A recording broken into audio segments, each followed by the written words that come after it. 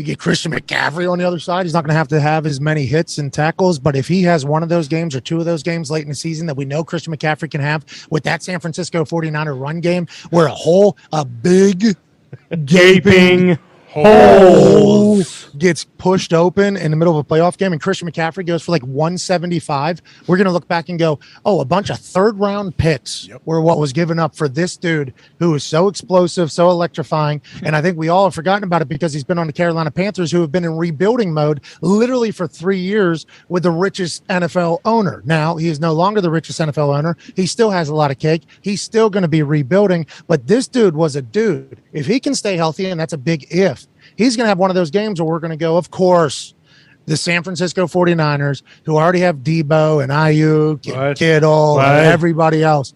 Of course, they were able to get Christian McCaffrey for a couple thirds when he pops off for 200 total yards in a game that matters later in the season. It's crazy that that's all it took to get him, I think, personally. Mm-hmm. And I assume that there was a lot of other teams' fan bases that whenever they heard it was a bunch of third-round picks, they're like, who gives a fuck about third-round picks? You can literally get third-round picks from coaches getting compensatory. I mean, I think that's all surprising to me. I think it was all surprising to me, and I'm very happy for Christian, who gets to play for obviously the son of his dad's coach, which is that a big. Yeah, it is a cool story. Mm-hmm. I guess maybe he goes home. He goes back home. AJ, that's a cool story. AJ, yeah, sure. I was a fan. I was a big fan of his dad, Easy Ed. It was out there making plays all over the place. Number 87, jacked, super shredded. Yeah.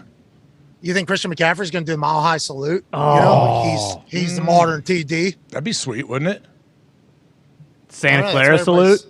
Oh. Hey, it makes sense for Carolina, though, doesn't it, Pat? Like, they get his contract off the books, which I think is a big thing for them when they know they're not going to win it all this year. Ty was talking about that earlier. Like, they knew they're not going to win the Super Bowl this year.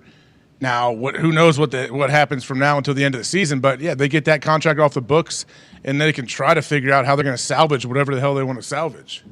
This was late in the night, too, and Shefty got it, right? Shefty was the one that got the announcement. I wonder how long this had been cooking.